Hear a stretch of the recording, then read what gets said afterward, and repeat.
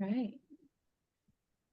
Good morning, everyone, or good afternoon, good evening, wherever you're joining us from. Welcome to the April 2024 Product Operations HQ Meetup. Thanks for joining us. My name is Alyssa Buzz. I'll be your host. For those of us that are new, welcome. This is our monthly meetup, and it's created to serve the needs of the growing product operations community. We connect our network by putting on informative webinars on the newest topics in the world of product, providing networking opportunities to meet more like-minded folks, and we host a virtual space to ask questions and tap into the communal wisdom with our Slack community. So if you're not there yet, do join our Slack community. My co-host Anna is going to drop that link in the chat. Thanks, Anna. All right. So we've got people joining from all over the world, as I mentioned, and I would love to start our meeting off by asking you guys where you are joining from. So if you can let us know in the chat. Let's see. I know Graham is joining from London. Sunny London. Oh, Berlin. Oh my goodness. Amsterdam, Dublin. All right, quite a number.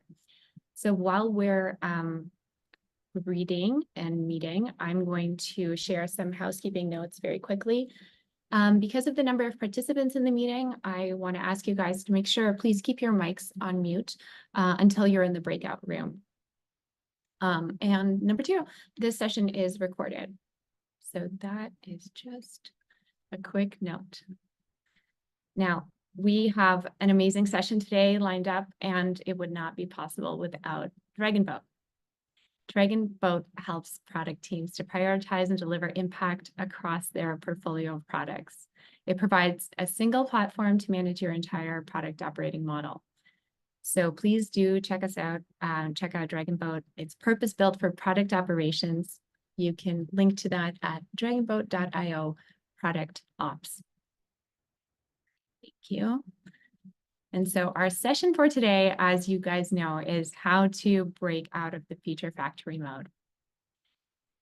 To start us off on that topic, I want to launch a quick poll for the audience.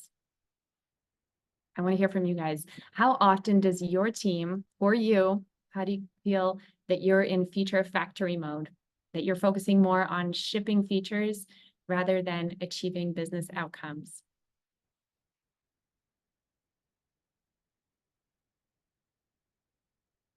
So while we're answering that, I want to make a comment here.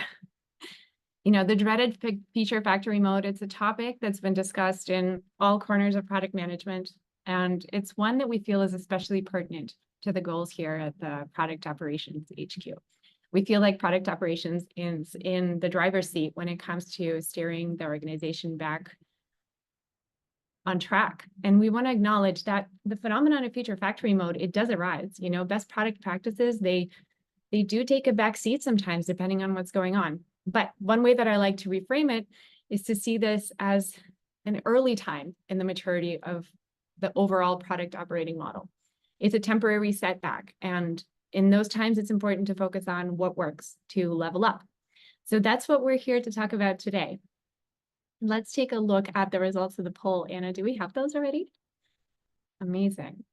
All right.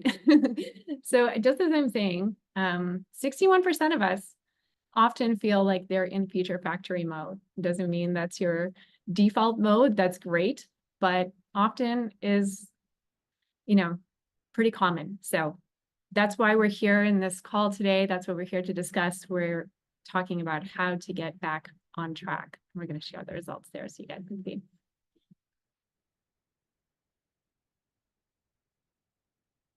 All right. So today, in order to get out of that feature factory mode, we want to leverage the knowledge of each one of our star moderators. They will each run the breakout rooms that you'll be joining, and you're seeing the names here.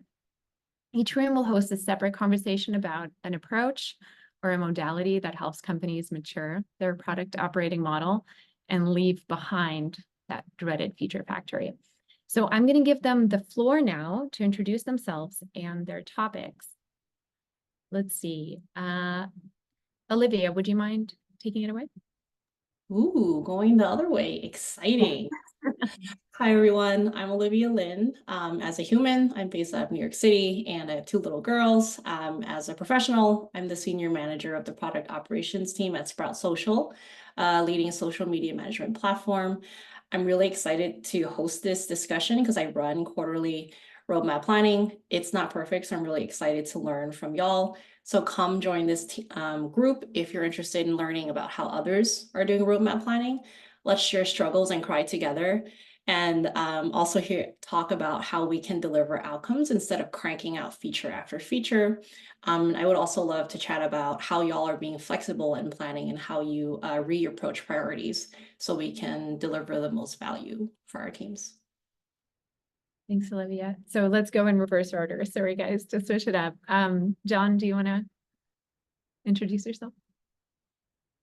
Sure, Don Pollock. I'm out of Atlanta, Georgia. Where it's sunny today and the azaleas are starting to bloom. And so previous to today, I was running the voice and collaboration portfolio with Cox Communications. So that's the third largest cable operator, or MSO, in the US. So folks in Canada maybe think Rogers, Shaw, or in Europe think Telefonica or Altice or Liberty Global. Prior to that, I headed up the product operations group. And that's really where my passion is, because to use an overused term, I feel like a force multiplier in product operations and make the whole product organization that much more powerful. Today, we're going to talk a little bit about scenario planning when it comes to getting out of the feature trap. So curious to hear how folks feel that they're doing that today. Is it a topic that's new to them? Who's doing it well? And what can we learn from one another? So look forward to having you on the discussion panel. That's great. Thank you so much. Graham, do you want to chime in here? Yes, certainly. So I am from cloudy UK at the moment. I don't know why I bothered just looking out my window, because it has been cloudy for the last 5 months, as we were discussing just before we started. I am currently doing a little project for Oxford University, looking at one of their business schools and how they create new programs. It's essentially product operations, just not with software as we know it. It's actually kind of new courses that they're running. Enviable or unenviable situation that I'm basically starting from scratch, and they are a blank canvas and can do whatever we can do whatever we want to do within that respect, which is fantastic. Previous to that, I worked for Cobalt, a big pen testing security company based over in the US, and built their product operations function up from the ground up as well. I'm big on kind of communication and collaboration anyway, so this is a perfect topic for me about how do we collaboratively build a product strategy? How do we make sure that we're communicating the real value? How do we make sure we are moving the needle? And how are we telling those good stories in the right way to have a good shared vision across everybody? And that's not just within the product teams, this is across the business. So yeah, join me for that. That's exciting and sounds like a really great subject there. Antonia, do you want to close it off here? Yes. So hello, everybody. My name is Antonia. I'm a Berlin-based product ops consultant and coach. And I think I know about half the people in the chat, so I love it. I feel right at home here. And today we will be talking about data-driven decision-making. Data is a topic I've really been getting into, especially from the product ops perspective lately. So really asking ourselves, how do we enable our PMs to do their best job by giving them access to data, by giving them the tools and the knowledge they need to interpret that data and gain useful insights from it? And how do we move that forward into the whole product development lifecycle? So I'm really excited to talk about that today. I'm sure you're not the only one. Data is a really hot subject, every part of product. So that's great. Anna, do you think we could open up the breakout rooms now? And we'll also put the breakout room names in the chat in a second, in case you've forgotten who's doing what and where they are.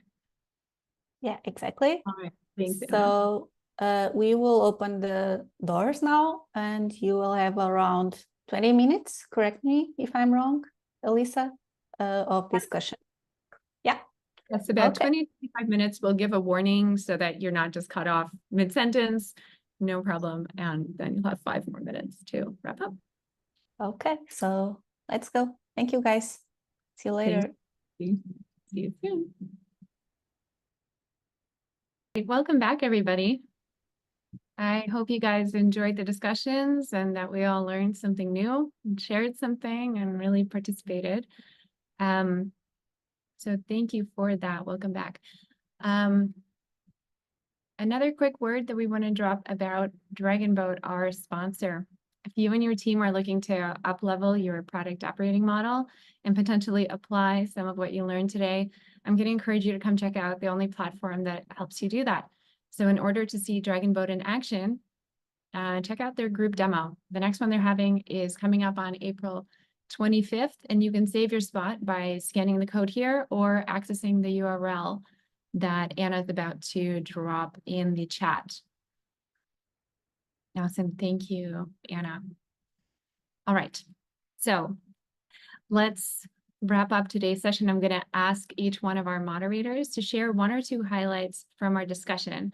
So I'm gonna start backwards now. Antonia, do you wanna give us some highlights to share some insights? Absolutely. So we spoke about quite a few different things.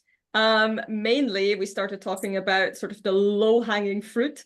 We could kind of the barriers to that data-driven decision-making we could remove, right? So very simple things. How do we get to access a dashboard? Once we're on that dashboard, do we know how to draw insights from it? How do we enable our PMs to do that? We briefly spoke about maybe some dysfunctions or challenges in the data team themselves, that maybe they themselves are too overworked to really come and help us be more collaborative in that data approach. And last but not least, we also briefly spoke about data definitions, right? Making sure that everybody in the organization is aligned. For example, what an active user really is, making sure that we really make this also a continuous habit, that we don't think of data as something that just happens post-launch, but also something we should leverage during discovery. I love that. The continuation is really important. All right, let's go next to Graham, please. On my mute button. Yeah, we had a great conversation talking about collaborative approaches. What does collaborative mean in this context? So looking to gain the right amount of input from the different teams, certainly moving away from the very stereotypical thoughts of what sales led means. Okay, sales are just bringing us stuff and we're going to build it, and also product led. Some stereotypes of actually, well, product are just building whatever they want to build, and then we're expected to go sell it. Now, actually, look, none of those are correct, and actually none of those are necessarily correct interpretations, but certainly looking to gain the input from the different teams, which is all vitally important. Certainly looking at, have we got the right capacity, the right resources, the right skills to be able to implement these strategies as well, starting to make sure we're asking those questions or having that right information available. Certainly in terms of then what does this mean to product operations? Let's be a little bit selfish, making sure that we are not expecting to set strategies, because that's certainly not our role. That's product leaders to be doing that, as well as the rest of the business, but making sure the right conversations are happening, that there is a strategy, that we had a great conversation at the end about if that strategy is too visionary, too high level, too wishy-washy. What does this mean for actually some of us that are wanting to, or some of the teams that are wanting to then go and implement from that? If that's not there, if that translation down to something more actionable and practical isn't there, our role is not to try and do anything about that, but actually to facilitate the right conversations, to ask the questions of product leaders. Okay, what does this now mean? To ask the ICs on the ground, does this make any sense to you? And if it doesn't, well, we need to be having the right conversations, pushing people to do the things that they need to do so that actually they get it and they understand and it makes sense. And this translates across the business as well. So yeah, lots discussed there, lots of interesting ideas. That sounds really like the lifeblood of cross-functional communication and collaboration. So thanks so much for that. All right, let's go with Don next, please.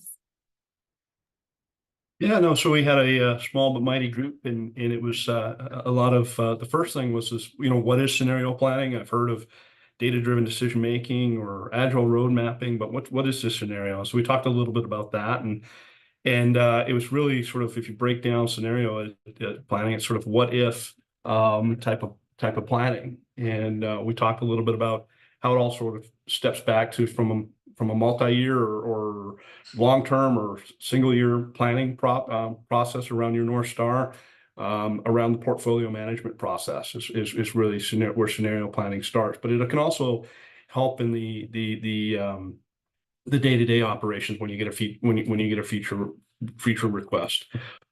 We talked a little bit about the fact that, from a scenario planning, it also allows for some dialogue potentially. Product is always the one that seems to have to say no, or there might be questions around why is product working on that when they should be working on this. Scenario planning, allows you to talk about sort of those constraints that we all face in terms of time, budget, and scope. And so you may not have resources available at this time for this particular feature or for this different capability. So this is why we're working on this. So what if type of planning, and it helps with the communication across the broader organization when those questions come up with why aren't you working on this particular, say, segment of customer or this particular feature that we really want. Well, here are the reasons. This is, if we did this, then this is what would ultimately occur, whether that's in an executive discussion or whether that's down to the sales leadership, et cetera. We talked a little bit about tools. Everyone there are a number of different tools out there. And it was interesting to hear because we had a good mix of what I'll call traditional software SaaS to sort of industrial product management. So it was an interesting dialogue in terms of along those lines. And then we talked a little bit about, product ops is not necessarily the one setting the vision or setting the scenarios or the what if, but we're there as the enablement. And we just started that dialogue. Unfortunately, we ran out of time, so would have loved to hear more about how the different individuals are trying to get the thought process, or maybe now that we've had this breakout, as they go back to the organization, how scenario planning might now become part of that overall planning and portfolio management process. So enjoyed. Thanks for everyone participation. Learned a lot. That's great to hear. And look, scenario planning is a hard one, especially if you've got a bunch of siloed teams, and it's one that's hard to get right. So thanks for having such a wide discussion on that. That sounds really interesting. Okay, last one, finally. Olivia, do you want to share some insights? Yeah, we had a good discussion around planning. We talked about things that worked well. Pearson and Alexis shared with us like how they do reviews where they bring everyone to the table. There's prep work where everyone talks about what are your goals, what are your dependencies, and everything boils down to a one-day planning session with 150 people at Miro is what Pearson shared, which I thought was so fascinating. And I also love that they have like a very tight collaboration with engineers where they hold meetings and they have tickets to reflect dependencies coming out of planning. So I thought that was really awesome. And Alexis shared they have meeting and they invite the cross-functional stakeholders. So everyone's in lockstep and everybody knows like what's being worked on, what are your numbers, and how does this map to user value. Then we talked about some friction points. We love focusing on outcomes, like what is preventing us from doing that. And we had some good points where like PMs get praised. You ship, you execute well, and you get promoted. And sometimes that kind of builds their culture that you don't want, where everyone feels the pressure to ship. We also talked about like losing confidence in roadmaps when things interrupted. and Jonas shared how like his company does it 1 reorg per year is really disruptive. So we talked about how working on smaller step changes in the product could, you know, potentially help there. And then we also talked about how like not having a clear strategy from your leaders can really, I see a lot of heads nodding, can prevent a smooth roadmap planning process, because if you don't have strategy, you don't know what the hell you're doing. How are you supposed to get all this down on paper, right? So if your top senior leaders are not giving you strategy, you need to hold the leaders close to you accountable and ask them for it, right? Like this is, and Jenny said, this is how I see it. Like people don't see it that way. Are you sharing it out? It's not cascading. So that was just like a big point for me. Is like, you don't have the strategy, roadmap is going to be a mess. The last thing we talked about was tooling. We talked about how you got to know what your goals are and what your needs are and get people started on something drafty before you approach a tool, because a tool is not going to answer what you need if you don't have your process and your stakeholders and your roles and responsibilities outlined for road mapping and planning. A tool is just going to make it really, it's just going to make it worse. It's not going to actually help you. And we talked about Jira, Confluence, Sheets, Product Board, Asana, Aha. We haven't even talked about like Roadmap or all the other tools out there. And of course, Dragon Boat. But yeah, that was basically the too long didn't read version of our chat. Thank you so much. No, it's really good to discuss the good and the bad. And it sounds like you went through some of the techniques and even some of the harder parts, which, you know, you don't usually get in a webinar or in an article. So that's cool. Thank you so much for sharing. So guys, thank you so much for helping run the session and sharing the amazing insights. If you are on a further learning spree about product operations and product management in general, we encourage you to tune into the CPO series. It's hosted by our sponsor, Dragon Boat. And the next episode features Denise Hemke, who is the CPO of NeoGov, and she'll take the audience through the recent push to quantitative product management, some of which you might have heard about in our discussions today, and how to best quantify product returns and the methods for doing just that. So we look forward to you joining. Feel free to do that with the link that is on the screen, and Anna will drop it in the chat as well. All right. So we are on time today, so I'll wrap up today's meetup by thanking all of you for joining us. If you want to keep the discussion going, which it sounds like, you know, some of the discussions got cut off, don't forget to join our Slack community and keep the chat going. So check the invitation link in the chat. Please hop on board and, you know, share it with your teammates, whoever you think is interested in the product operations community like us. So thank you all. It's been a pleasure. And we'll see you next month, and have a nice day. Bye, everybody.